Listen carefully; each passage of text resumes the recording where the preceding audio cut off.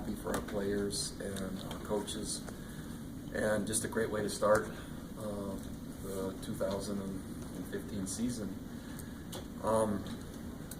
Bittersweet from the standpoint of Taysom and his injury, and so the team, part of the elation in the locker room was just wild and excitement, and then the other part was somber and the realization that our quarterback got hurt. And so working through both of those is kind of something happening at the same time at this point. The coaching staff and the players now are completely focused on Boise preparation, and so we're completely immersed in that part of it and looking forward to another challenging and good game. So I'll take questions if there are some. The 4 guys that were suspended, are they all going to be back? They'll all be back, yes. How would you compare or contrast what Tanner is stepping into compared to Christian last year? Wow.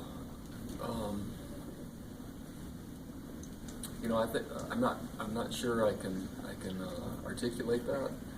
I think the expectations after 4 weeks with Taysom and what and whom we'd beaten at that point might have escalated the expectations even more than maybe what Tanner's inheriting. Hard for me to say because I don't gauge the outside influences as much. But I do know with the way Tanner played, just coming off his mission, that probably heightened expectations as well. So I'm not sure it's comparable, other than there are high expectations. I'm not sure though that after the four-game stretch that we had with Taysom and all the attention that was there that had built up, I'm not sure we've quite matched that yet. Is my kind of instinct. How much did you guys talk to him about being ready for this moment in case it happened? We obviously hoping it not happened in front of him. Yeah, we really didn't talk to him much about it. I think our entire focus was just being so excited that Taysom was back, and we had an experienced quarterback, and the chance that we could really go anywhere and play anyone and maybe beat anyone on our schedule as long as Taysom was our quarterback. That was kind of our focus. And if I did learn anything from a year ago, was that our team's identity was and is tied a lot to our quarterback position. And so I think we certainly now have addressed that maybe in a different way and hopefully a better way in terms of now framing the rest of the team of stepping up and doing more rather than just relying on only our quarterback to determine the identity of our team. Do you have a clear-cut number 2 right now? If I were to say today, it would be Bo Hodge. That's as clear a cut as I can give you as of Monday at noon. It might be different on Wednesday, but if I'm saying now, that's who I think it is. How much the adjustment of the offensive approach, how much have you talked to Coach and I about how those adjustments need to be made, and is it going to be similar? I would say it's similar to Taysom to Christian Stewart. It'll be similar from now Taysom to Tanner Mangum. It won't be identical, but that would be a fair comparison.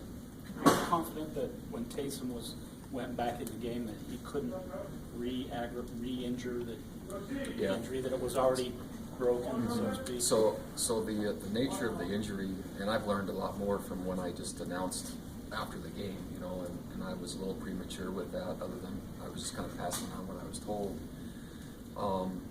But it was made very clear to Taysom and our trainers through our doctors that there is no risk of damaging it further. And so once those words came out of the trainer/doctor's mouth, then it was, Taysom said, "What can I do?" And so then there was a tape job and different things that allowed him to go back and last for a while, but it was made clear to him. I wasn't involved in that at all. It was made clear to him that there was not a chance for it to be worse.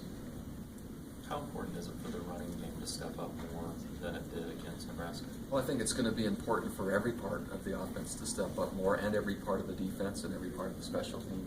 When you lose a player of Taysom's caliber, it's not just a player now that makes up for that discrepancy or difference. It's an entire team, and that was the main takeaway from a year ago. And eventually, when we got that approach clear and through to our team, well, we righted the ship. And so that would be the main takeaway, is that every player at every position and every facet of the game now needs to take up that slack. specifically the running game, was that more what Nebraska was able to do, shutting it down, or was that more just not seeing what you want to see from them? Because they weren't, they didn't have a lot of success. No, we didn't, nor was it really an intended part of really what the plan was. Our plan, as you saw with the personnel we were putting out there and the quality of our receivers, was actually to throw it more. And so the intent wasn't to be as balanced as maybe what we'd seen before or what you'd seen before from us. We thought their defensive tackles were very good. We thought their front seven was very good, and we thought the matchups might be more in our favor or a chance for more success if we were on the perimeter. Boise State has an incredible record against not just you guys, but teams from Utah, the Aggies and the Utes as well. How would you explain that? I think they have a pretty good record against anybody. They certainly do in Boise, and they certainly do as a program. And I'm not sure if you take, at least since I've been the head coach, now going on my 11th season, how many teams have won more games than Boise over that time. So I don't think it's Utah specific. I think it's nation specific. They have good players. They do a nice job coaching them, and they've developed a great culture. When you recruit against them, what's their pitch? How do they get guys? You know, I haven't really paid attention to what their pitch is, nor really, Jay, have we lost many players to Boise. We might have crossed over on a handful is all over the time that I've been the coach here. But really the players that want BYU, they're not choosing Boise over BYU, and they really haven't had much of an issue there. The exposure you guys are getting from the Hail Mary and whatnot, is that kind of what you wanted from Independence, to be able to go out and play those type of games? Oh man, I don't know if I wanted it through a Hail Mary, but there's only so many rows you have in you. The last one, I think, being against SMU, so it doesn't happen very often. And the foundation of the point, though, is, the best teams we can play on the biggest stages in front of the most people, and then demonstrate that we have a quality football team, a great program, and it's not only good for our football program, but it's good for the institution and it's good for the church. Can you tell us what you're going to get back in Tataki and Tomasi on defense? Well, what we'll get back from Sione Takitaki is more of a pass rush threat and more of a dynamic playmaker kind of personnel off the edge. And so that's what he demonstrated a year ago, was the ability to pressure the quarterback, and he's a playmaker. He has that capability.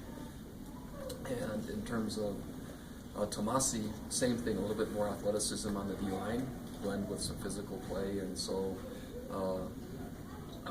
more depth, as well as possibly more playmaking ability and athleticism. I would put those two together in the same category. Tempo was a little bit different than it's been the last couple of years. Is that just to make it with the game and kind of a different feel? Because I think partway through the third quarter, maybe in the fourth round, 53 plays, where last few years you've been about 75, 80 plays around that time. Yeah, I think especially in the second half, Nebraska did a really nice job. It took us a long time offensively to start moving the ball again to score. And hard to do that if you're coming off the field in 3 and outs or after 2 series. So I'd really credit that more to what Nebraska was doing. And then conversely, defensively, we didn't play very well in the first or third quarters. And so in the third quarter, they held the ball for a long time. And so I think a combination of both of those things affected us. The third and long situation, they seem to convert a bunch of third and longs. Quarterback was really effective. If there was any surprise to me, I was anxious to get them in third and long, and there was 3 specifically, and maybe a 4th, that I was very impressed by the quarterback and how well he threw the ball. He threw 4 passes that were really accurate and right on the money, where I wasn't so discouraged by how he covered, but I was really impressed by how he threw it. And without those 4, then possibly the third down percentage looks different. But if I were to take anything away and advise anyone against now playing Nebraska, I was more impressed by their quarterback's ability to throw it than what I had anticipated. When you did bring pressure, though, he kind of struggled. Their whole offense kind of went down. Could you talk about when you choose, when you don't choose? Yeah, really how well we can play on first down. When we play well on first down, that opens up the entire ability to then set up calls and be really effective in terms of field position and third down effectiveness. When they were effective on first down, that allowed the quarterback and allowed their play calling to be fairly conservative, relatively low risk, but getting enough yardage to keep their quarterback out of that situation.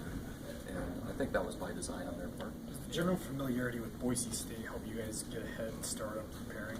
Man, I'd like to say it would, but they're very versatile. They're very dynamic in what they choose to do. There's a number of unique alignments and trick plays, and so certainly it helps rather than playing them for the first time. But it still will be a challenging week to get ready. With the quarterback having his first road start, is it kind of a feel to get after him, get him off his spot with pressures, or is it trying to really confuse him and make him throw into smaller windows? Boise's, I think any offense's approach isn't to allow their quarterback to be attackable. And so with the multiplicity of what they do and the way they manage and call the game, and really with how quickly he comes off his first or second look and just scrambles for yardage, they're going to protect him every way possible. And that's part of what they do anyway. So, yeah, he doesn't have experience, but the system will help him a ton. Can you explain some of the challenges Tanner has faced, just from the time frame of coming off the mission and trying to get caught up really fast now? Well, to Tanner's credit, and what you just framed is he's had to get caught up really fast, and it hasn't been enough time, nor is it enough time to be completely caught up. But Taysom has helped him immensely, and Tanner's ability to study, or his desire to study from the minute he got back, has really helped him. Plus his poise, plus his maturity, plus his individual makeup, that gave him a chance to go out there on his first college game after mission and look like he belonged, and he was having fun. I talked to him, and I actually wanted him to be a little bit more nervous. He just was, he was just like excited to play, which hopefully he doesn't. What he didn't know then, I hope he keeps that same mindset, because he acted like it was no big deal. And I certainly thought it was a big deal. What do you recall from his recruiting him? For 4 or 5 years. I remember a lot about his recruiting, and at that time, so his brother was part of the program, and just an amazing family that is BYU, and while he had so much other attention, it was just clear that this is where he was going to choose, this is what he wanted, and it didn't really matter who else wanted him. He was a BYU player, and they're a BYU family. With Travis out,